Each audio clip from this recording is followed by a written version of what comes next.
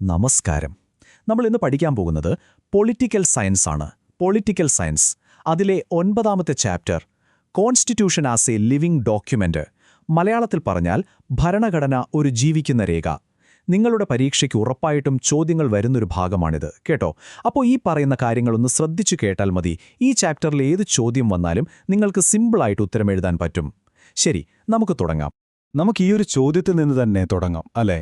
ഒന്ന് ആലോചിച്ച് നോക്കിക്കേ. 70 വർഷത്തിൽ കൂടുതൽ പഴക്കമുള്ളൊരു പുസ്തകമാണ് നമ്മുടെ ഭരണഘടന. ഇത്രയും പഴയൊരു ബുക്കിന് ഇന്നും ഇന്ത്യ പോലെ ഇത്രയും വലിയൊരു രാജ്യത്തെ എങ്ങനെ ഭരിക്കാൻ കഴിയുന്നുണ്ടാവും? കാരണം കാലം ഒരുപാട് മാറിയില്ലേ? നമ്മുടെയൊക്കെ ജീവിതം മാറി, ആവശ്യങ്ങൾ മാറി. എന്നിട്ടും എങ്ങനെയാണ് ഈ ഭരണഘടന മാത്രം ഇപ്പോഴും പ്രസക്തമായി നിൽക്കുന്നത്? ഈ ചോദ്യത്തിനുള്ള ഉത്തരമാണ് നമ്മൾ ഈ ചാപ്റ്ററിൽ പഠിക്കാൻ പോകുന്നത്. അതിന്റെ ഏറ്റവും സിമ്പിളായ ഉത്തരം ഇതാണ്: നമ്മുടെ ഭരണഘടന ഒരു ലിവിംഗ് ഡോക്യുമെന്റാണ്. അതായത് ജീവനുള്ള ഒരു രേഖയാണ്. അപ്പോൾ ഈ ചാപ്റ്റർ മുഴുവനായിട്ട് മനസ്സിലാക്കി പരീക്ഷയ്ക്ക് ഫുൾ മാർക്ക് വാങ്ങാൻ നമ്മൾ ഈ 6 കാര്യങ്ങൾ ഈ ഓർഡറിൽ തന്നെ പഠിച്ചു പോകും. ഓക്കെ? ആദ്യം എന്താണ് ഈ ലിവിംഗ് ഡോക്യുമെന്റ് എന്ന് നമ്മൾ വിശദമായിട്ട് നോക്കും. പിന്നെ ഭരണഘടന എങ്ങനെയാണ് മാറ്റുന്നത്, അതായത് അമെൻഡ് ചെയ്യുന്നത് എന്ന് പഠിക്കും. പിന്നെ എന്തുകൊണ്ടാണ് ഇത്രയധികം ഭേദഗതികൾ വന്നത്? അത് കഴിഞ്ഞ് പരീക്ഷയിലെ ഏറ്റവും ഇമ്പോർട്ടൻ്റ് ചോദ്യം ബേസിക് സ്ട്രക്ചർ ഡോക്ട്രിൻ, അതും പഠിക്കും. ലാസ്റ്റ് പരീക്ഷയ്ക്ക് ഉറപ്പായും വരുന്ന കാര്യങ്ങൾ ഞാൻ ഒന്നുകൂടി ഓർമ്മിപ്പിക്കാം.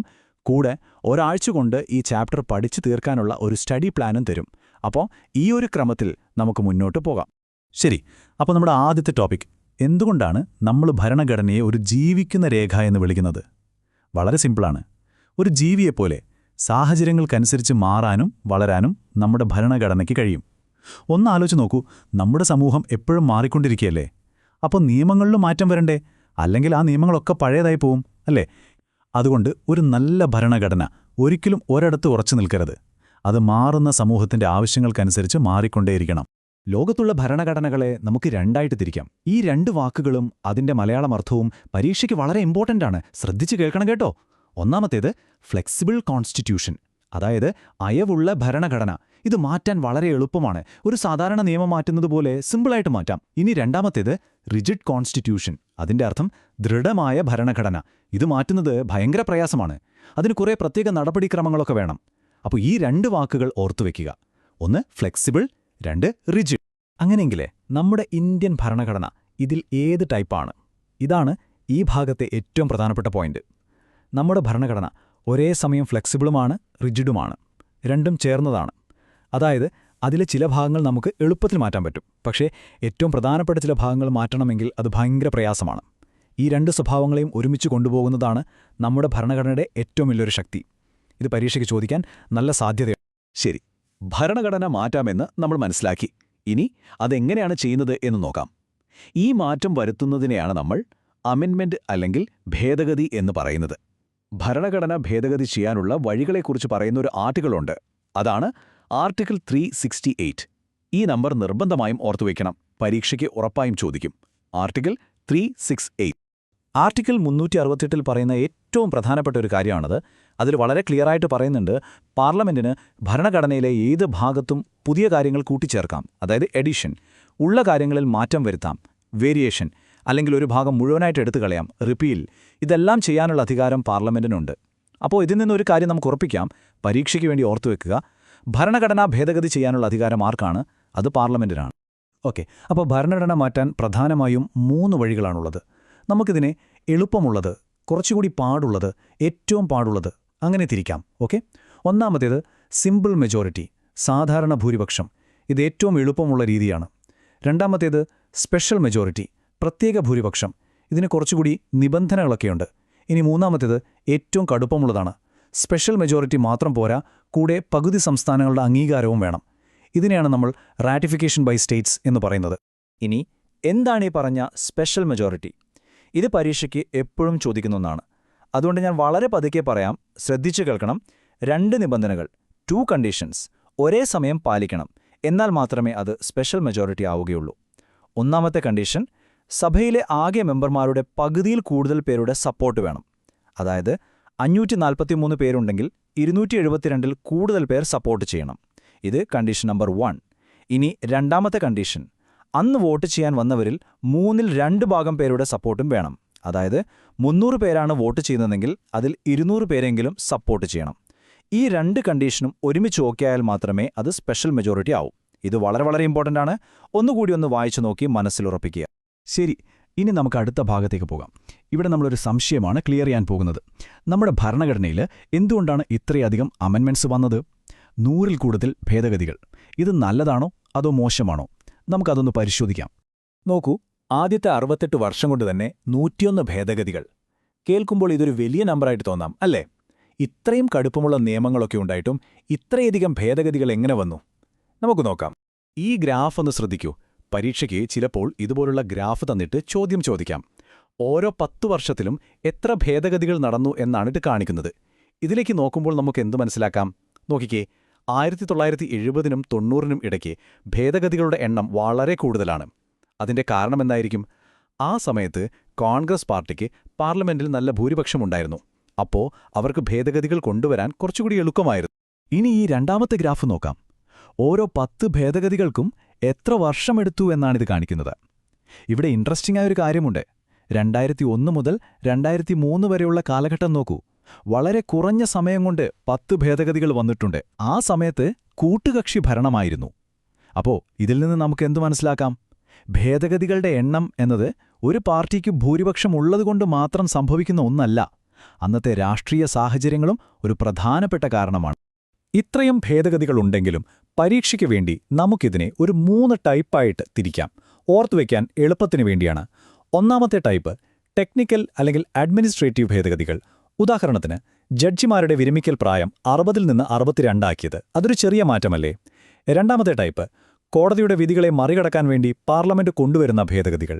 മൂന്നാമത്തെ ടൈപ്പ് രാഷ്ട്രീയ സമവായത്തിലൂടെ വരുന്ന ഭേദഗതികൾ, അതായത് എല്ലാ പാർട്ടികളും യോജിച്ചെടുക്കുന്ന തീരുമാനങ്ങൾ. ഉദാഹരണത്തിന്, വോട്ട് ചെയ്യാനുള്ള പ്രായം 21ൽ നിന്ന് 18 ആക്കി കുറച്ചത്. അപ്പോൾ ഈ 3 ടൈപ്പും അതിന്റെ ഓരോ ഉദാഹരണവും ഓർത്തുവയ്ക്കണം. ഇപ്പോൾ നമ്മൾ ഈ ചാപ്റ്ററിലെ ഏറ്റവും പ്രധാനപ്പെട്ട ഭാഗത്തേക്ക് കടക്കുകയാണ്.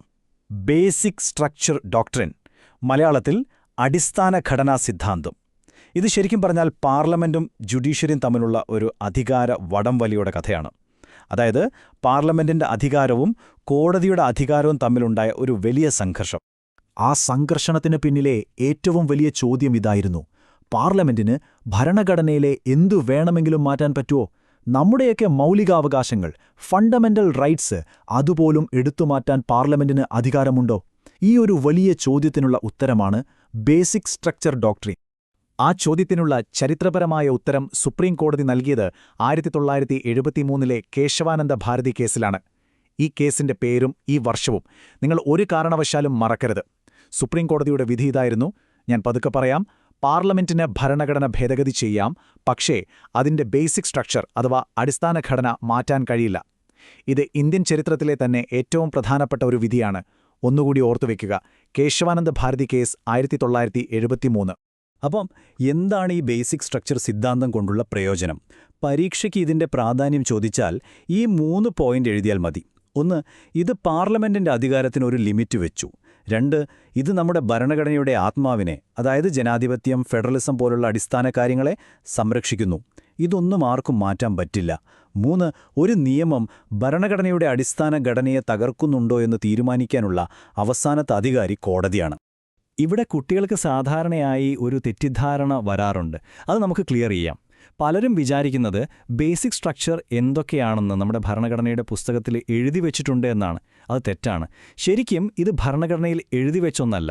പകരം കോടതി പല കേസുകളിലായി വ്യാഖ്യാനിച്ച് ഉണ്ടാക്കിയെടുത്തൊരാശയമാണ്. അപ്പോൾ ആ വ്യത്യാസം നിങ്ങൾ നന്നായിട്ട് മനസ്സിലാക്കണം. ഓക്കെ, നമ്മളിപ്പോൾ ഈ ചാപ്റ്ററിലെ പ്രധാനപ്പെട്ട ആശയങ്ങളെല്ലാം പഠിച്ചു കഴിഞ്ഞു. ഇനി പരീക്ഷയ്ക്ക് വേണ്ടി മാത്രം ശ്രദ്ധിക്കേണ്ട ചില പോയിന്റുകൾ നമുക്കൊന്നുകൂടി ഉറപ്പിക്കാം. അടുത്ത കുറച്ച് സ്ലൈഡുകൾ വളരെ ഇമ്പോർട്ടൻ്റ് ആണ്. ശ്രദ്ധയോടെ കേൾക്കണം. ഇതിൽ പറയുന്ന കാര്യങ്ങൾ പരീക്ഷയ്ക്ക് ഉറപ്പായും വരുന്നതാണ്. ആദ്യം തന്നെ ആർട്ടിക്കിൾ 368 എന്താണിത് എന്ന് 1 മാർക്കിന് ചോദിച്ചാൽ ഇങ്ങനെ എഴുതുക: ഭരണഘടനാ ഭേദഗതി ചെയ്യാനുള്ള അധികാരവും നടപടിക്രമങ്ങളും പാർലമെന്റിന് നൽകുന്ന ഭരണഘടനയിലെ പ്രത്യേക അനുച്ഛേദമാണ് ആർട്ടിക്കിൾ 368. ഇത്രയും മതി. അടുത്തത് ഈ ചാപ്റ്ററിലെ ഏറ്റവും പ്രധാനപ്പെട്ട കോൺസെപ്റ്റ് ബേസിക് സ്ട്രക്ചർ ഡോക്ട്രിൻ. ഇതിന്റെ നിർവചനം ഞാൻ ഒന്നുകൂടി പതുക്കെ പറയാം, മനസ്സിലുറപ്പിക്കുക. ഭരണഘടനയുടെ അടിസ്ഥാന തത്വങ്ങളെയും കാതലായ മൂല്യങ്ങളെയും മാറ്റുന്ന രീതിയിലുള്ള ഭേദഗതികൾ വരുത്താൻ പാർലമെന്റിന് കഴിയില്ല എന്ന് പറയുന്ന സിദ്ധാന്തമാണിത്. സിമ്പിളായി പറഞ്ഞാൽ, ഒരു വീടിന്റെ ഭിത്തി പെയിന്റ് ചെയ്യാം, ജനൽ മാറ്റാം, പക്ഷെ അതിന്റെ തറയോ തൂണുകളോ പൊളിക്കാൻ പറ്റില്ലല്ലോ. അതുപോലെ ഭരണഘടനയുടെ അടിസ്ഥാന തൂണുകൾ മാറ്റാൻ പാർലമെന്റിന് അധികാരമില്ല. ഇത് നിങ്ങൾക്കുള്ള ഒരു മെമ്മറി സമ്മറിയാണ്. അതായത് പരീക്ഷയുടെ തലേ ദിവസം റിവിഷൻ ചെയ്യാൻ വേണ്ടി ഈ ഒരു ടേബിൾ മാത്രം നോക്കിയാൽ മതി.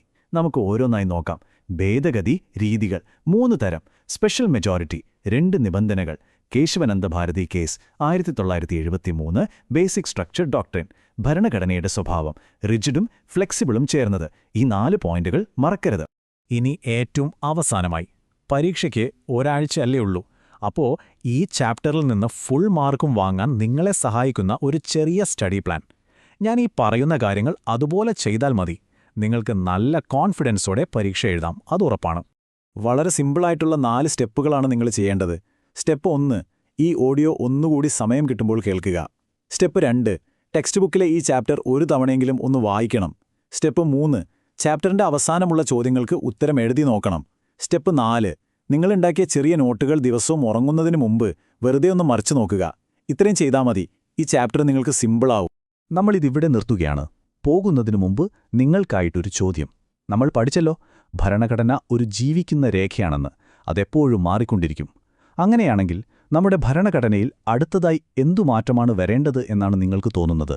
നിങ്ങളുടെ അഭിപ്രായത്തിൽ എന്താണ് മാറേണ്ടത്? ഇതിനെക്കുറിച്ചൊന്ന് ചിന്തിച്ചു നോക്കുക. ഇത് നിങ്ങളെ ഒരു നല്ല പൗരനായി ചിന്തിക്കാൻ സഹായിക്കും. എല്ലാവർക്കും പരീക്ഷയ്ക്ക് എൻ്റെ എല്ലാ ആശംസകളും. നന്നായി എഴുതുക.